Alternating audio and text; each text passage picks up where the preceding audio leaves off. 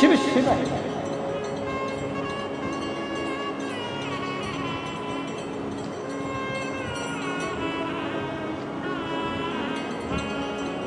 भगवान शंकर की कथा कर रही है। इंद्र ने फिर कहा, इंद्रदेव फिर अपना उत्तर दो, तुम कौन हो? भगवान शिव कुछ कहते हैं, कुछ नहीं। जब भगवान देवाधिदेव महादेव कुछ नहीं बोले तब इंद्र को फिर गुस्सा आ गया। अब की बार उसने वज्र उठाया और वज्र उठाकर भगवान शंकर की ओर फेंकने लगे। जैसे ही वज्र शिवजी की ओर फेंका वैसे ही भगवान शंकर ने उस वज्र के समेत इंद्र के हाथ को काट दिया। इंद्र का हाथ कटते ही इंद्र बिलखने लगे, रोने लगे। बृहस्पति महाराज समझ गए यह कोई साधारण सा पुरुष नहीं है, ये साधारण सा कोई मनुष्य नहीं है, ये स्वयं देवाधिदेव महादेव हैं जो हमारी इस यात्रा के अंदर इंद्र के अभिमान को तोड़ने के लिए, इंद्र की अभिमत्ता को तोड़ने के लिए, इंद्र के अहम को तोड़ने के लिए। ये कोई साधारण नहीं।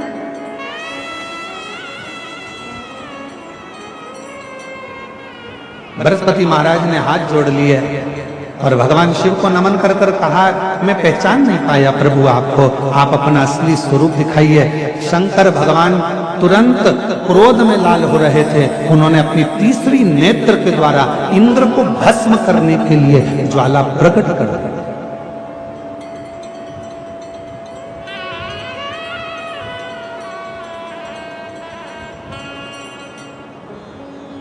बृहस्पति महाराज ने हाथ जोड़ लिया, क्षमा करो क्षमा करो क्षमा करो।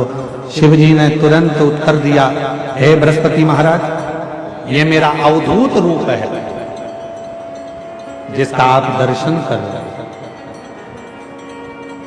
ये मेरा अवधूत रूप है जिसका आप दर्शन कर रहे हैं।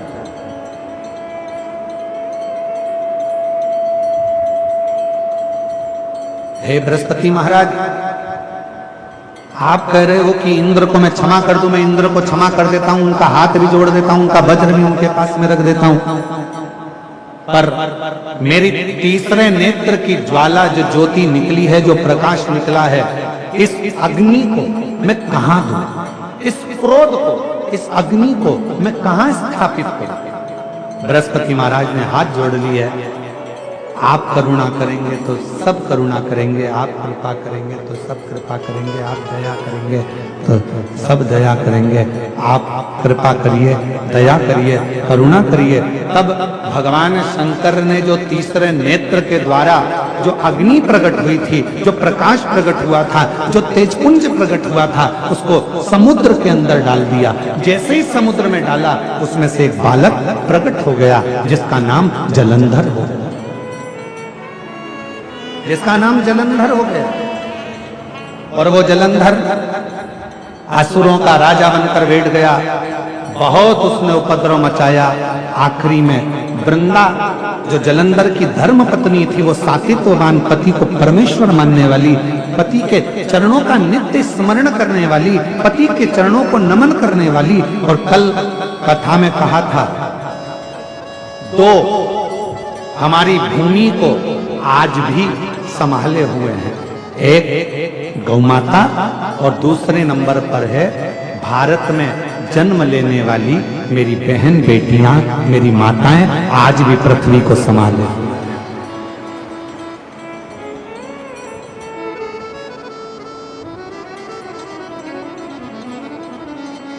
आज भी भारत की भूमि पर जो बेटियों का जन्म होता है, भारत की भूमि पर जो लड़कियों का जन्म होता है, जो कन्या का जन्म होता है, जो बेटियों का जन्म होता है, भारत की भूमि पर जितनी बहनें हैं, भारत की भूमि पर जितनी बहुएं हैं, भारत की भूमि पर जितनी दीदियां हैं, भारत की भूमि पर जितनी माताएं हैं, भारत की भूमि पर जितनी स्त्रियां हैं, भारत की भूमि पर जितनी नारियां हैं, आज भी हमारी भारत माता की भूमि को संस्कारों में अगर संजो रही हैं तो ये भारत की माता हैं जो संस्कारों की दैनी है, संस्कारों को संजोने वाली।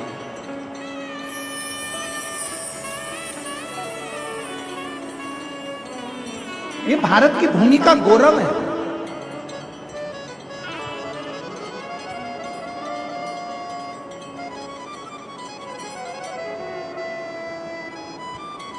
और फिर निवेदन करेंगे, बेटा जन्म लेता है भाग्य से और बेटी जन्म लेती है सौभाग्य से। अगर तुम्हारे घर में बेटी का जन्म हुआ है तो तुम्हारा भाग्य 100 गुना प्रबल हुआ है। तुम्हारे भाग्य की सराहना है जो तुम्हारे घर में बेटी ने जन्म लिया। हिमालय राज के घर में जब माता पार्वती जी का जन्म हुआ था, शास्त्र कहता है, हमारे यहाँ शिव महापुराण की कथा कहती है, लिंग पुराण की कथा कहती है, कुर्म पुराण कहती है, नर्मदा पुराण कहती है, जिस समय पर हिमालय राज के घर में माता पार्वती का जन्म हुआ था, दुनिया शास्त्र कहता है कि देवताओं का जन्म हुआ तो ऐसा ऐसा उत्सव मना। पर हिमालय राज की कथा कहती है जब माता पार्वती का जन्म हुआ, जिस दिन से माता पार्वती जी जन्मी थी और जिस दिन तक माता पार्वती विवाह कर कर अपने पति के घर ना चली गई, तब तक माता पार्वती जी का रोज का जन्मोत्सव मनाया जाता था कि मेरे घर में बेटी ने जन्म लिया, बेटी ने जन्म लिया। इतना गौरव हमारे भारत माता की बेटियों में है, इतना गौरव।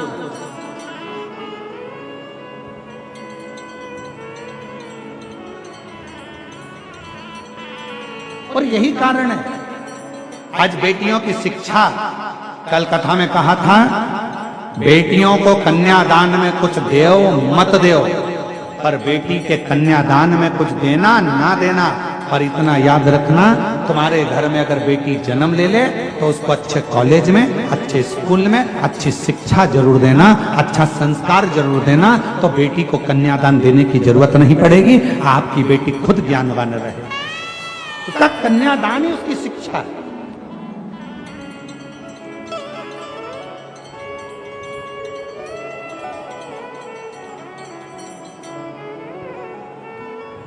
कुछ दो मत दो, पर बेटी को अच्छी शिक्षा जरूर दीजिए।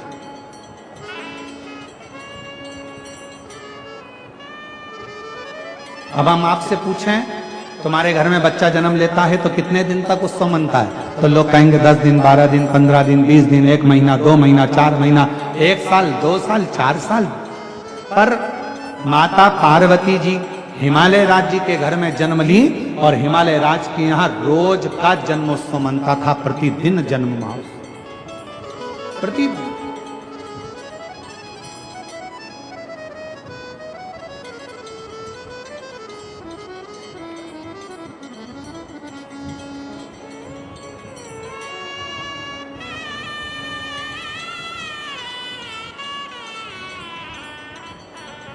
और गोरा भई महा गौरा भई है, गोरा भई महा गौरा भई, हिमालय की नगरी में माता भई है, हिमालय की नगरी में माता भई, हिमालय की नगरी में माता भई है, हिमालय की नगरी में माता भई है, गोरा भई महा गौरा भई है, गोरा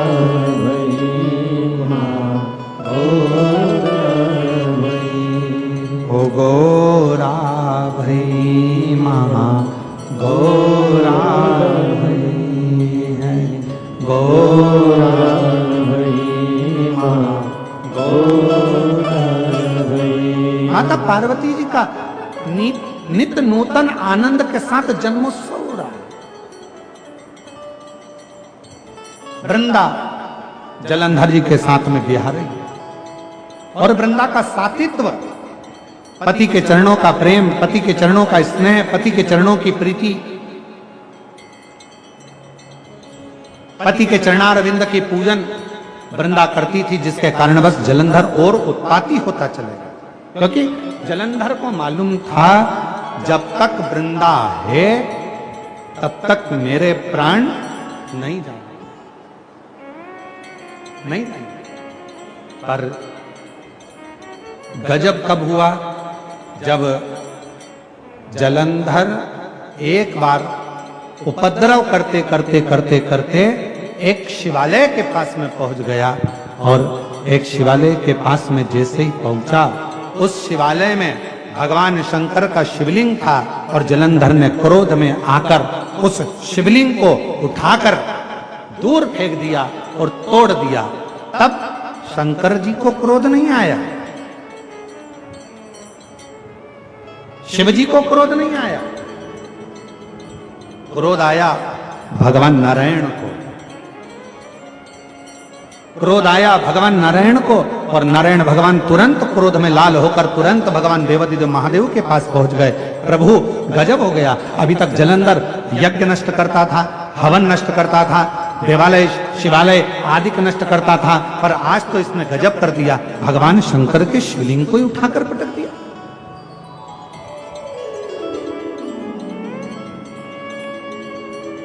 भक्त का मन दुख गया, भगवान नारायण का मन दुखा, भगवान नारायण का हृदय दुखने लगा। भगवान नारायण का हृदय दुखता हुआ देखकर भगवान शिव को क्रोध आ गया। हमने पहले भी कथा में कहा, आज फिर कथा में कहते हैं, भगवान शंकर का यदि कोई भक्त है, शिव का कोई उपासक है, शंकर की कोई आराधना करने वाला है, शंकर का कोई भजन करने वाला है, शिव की उपासना करने वाला है, शंकर के मंदिर में रोज जाने वाला है, शंकर की कथा में नित्य स्मरण करने वाला है। हम पहले भी कहे हैं कि दुनिया में भगवान शंकर सबको माफ कर सकते हैं, पर शिव जी अपने भक्त को जो कष्ट देता है उसको कभी माफ नहीं करते, उसका तो बदला शिव लेकर ही रहते। भगवान शंकर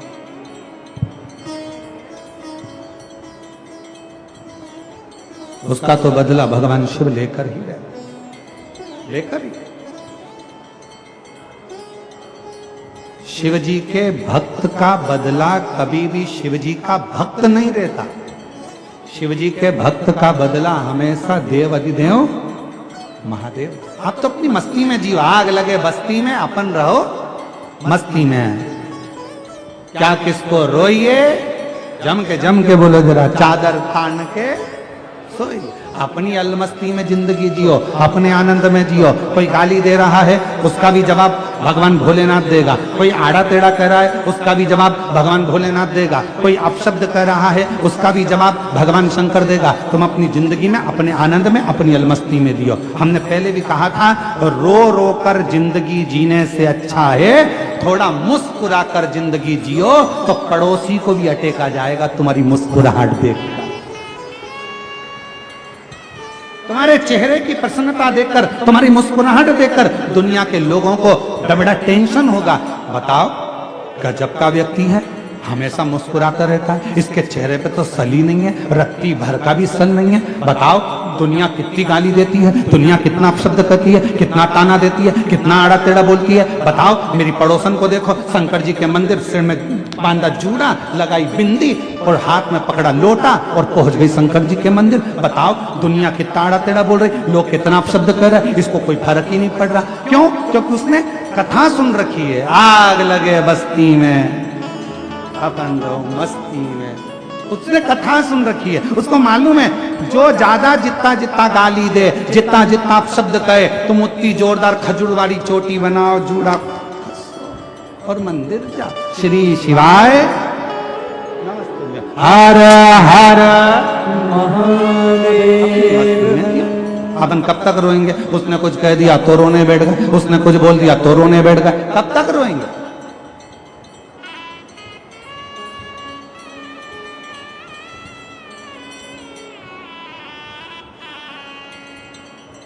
कब तक?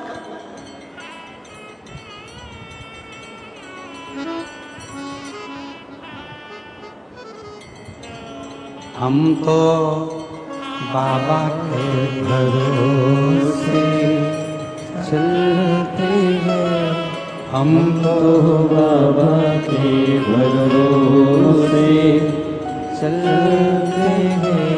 ये दुनिया वाले जलते हैं ये दुनिया वाले, जलते हैं हम तो बाबा के भरोसे चलते हैं, हम तो बाबा के भरोसे चलते हैं। एक पत्र आया है, अच्छा है।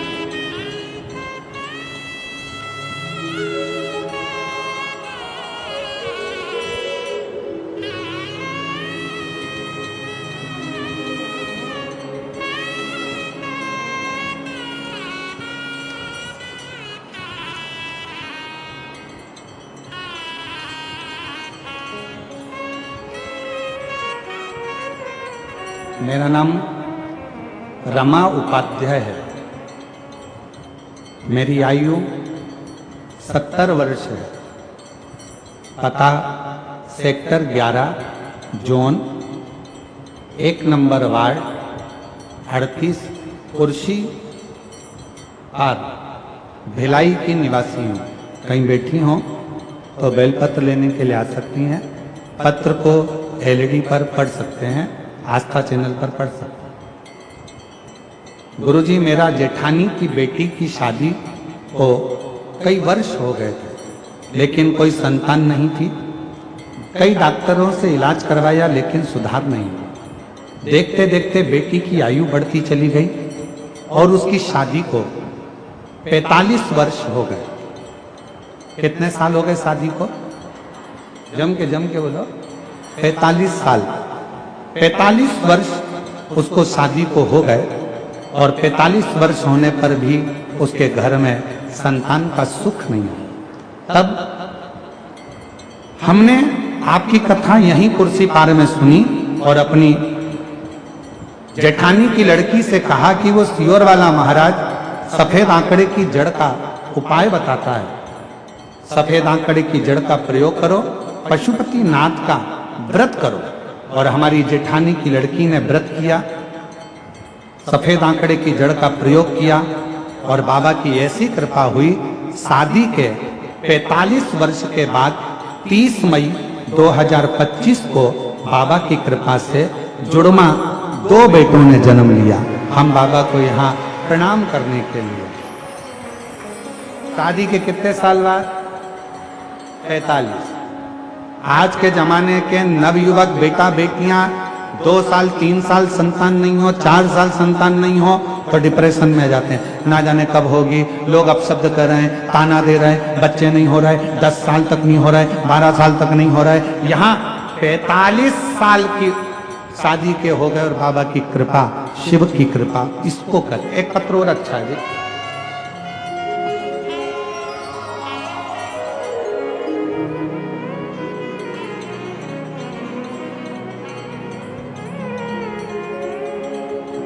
अश्वनी विश्वकर्मा, कहीं बैठी हो तो हाथ हिला सकती हैं। अश्वनी विश्वकर्मा।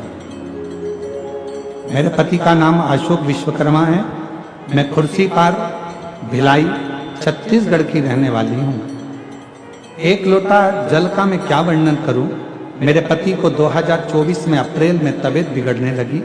हमने उनको अस्पताल में भर्ती कराया। वहां डॉक्टरों ने सारे टेस्ट कराए। डॉक्टरों ने टेस्ट करा के दौरान पेट में कैंसर बता दिया। जब पेट में कैंसर बताया तो भिलाई अस्पताल में 1 हफ्ता भर्ती के दौरान मैं रोज महादेव के मंदिर जाना, शिवलिंग पर जल चढ़ाना शुरू कर दिया। डॉक्टर के हिसाब से कैंसर पेट के अंदर फैल चुका था। कंट्रोल करना कठिन था, पर बाबा ने ऐसी कृपा करी गुरुदेव। मेरे शिवजी से मैं रोज विनती करती, बाबा तू मेरा बाप है, क्या अपनी बेटी की मांग उजड़ते देखेगा? बाबा कृपा कर। शिवजी पे चढ़ा हुआ जल लाती, अपने पति को पिला देती, रोज प्रार्थना करती। और बाबा ने ऐसी कृपा करी कि डॉक्टर तो कह रहे थे कि ये कैंसर कंट्रोल नहीं होगा। दूसरे हफ्ते ही डॉक्टर ने कह दिया कि अब इनका कैंसर कंट्रोल में है और इनकी सारी रिपोर्टें नॉर्मल आना प्रारंभ हो गई है। आप इनको घर ले जा सकते हो। ये ठीक, शिव शिव है, शंकर शंकर है, ओघड़दानी ओघड़दानी।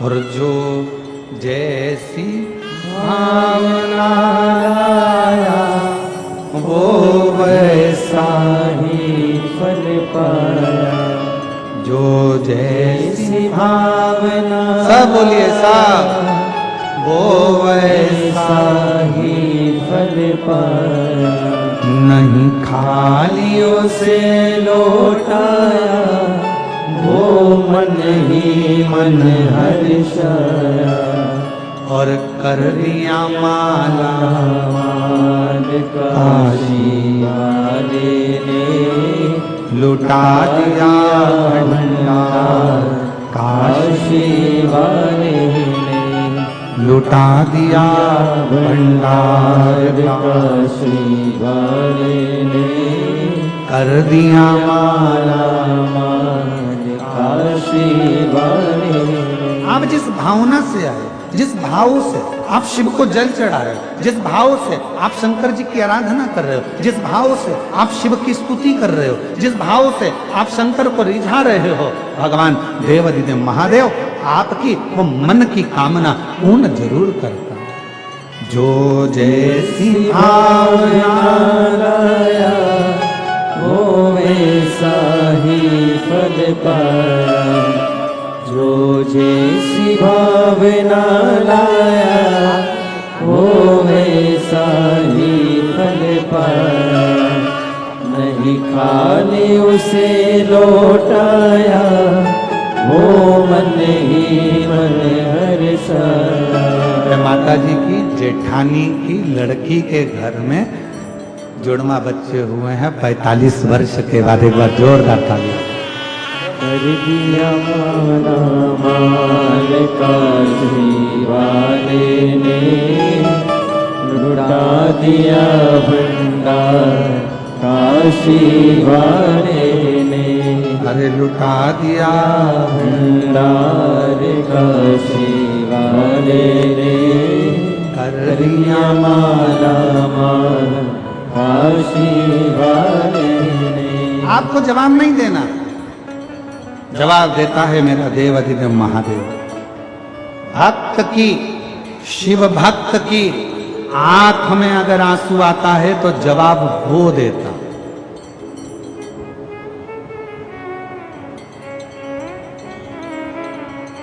वो आपको नहीं, आप तो शांत। ए मेरी जीजियों, एक उत्तर दीजिएगा जरा।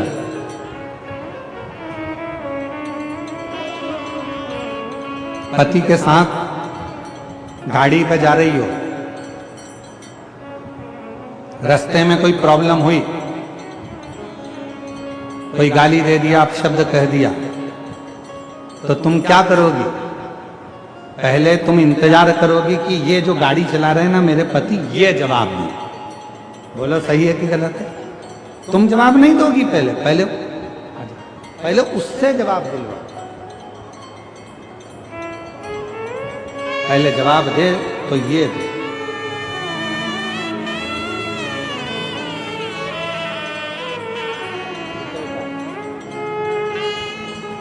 इनके पति को पेट में कैंसर हो गया था, पूरे शरीर में फैल रहा था। डॉक्टर ने बड़ी कृपा करी।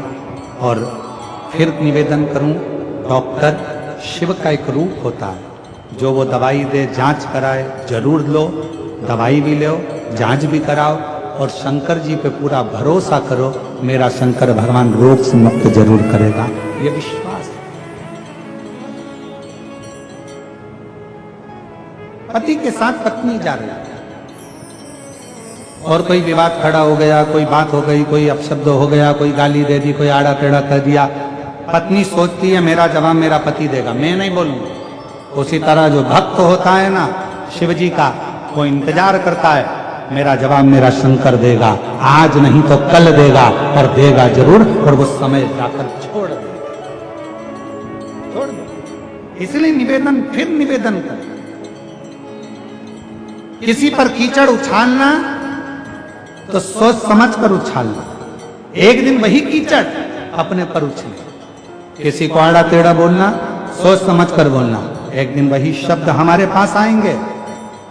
किसी को बद्दुआ देना तो सोच समझ कर देना, वही बद्दुआ एक दिन पलट कर हमारे पास आए। और मत बुरे कर्म कर बंदे वरना पछताएगा, भगवान की आंखों से तू बच नहीं पाएगा, तू बच नहीं पाएगा। अरे ओ अज्ञानी मत करना, अरे ओ अज्ञानी मत करना, तेरे कर्म का फल भी तू ही पाएगा, जैसा किया तूने तेरे आगे आएगा। मत बुरे कर्म कर बंदे वरना पछताएगा, भगवान की आंखों से तू बच नहीं पाएगा, तू बच नहीं पाएगा। अपना कर्म करते चल।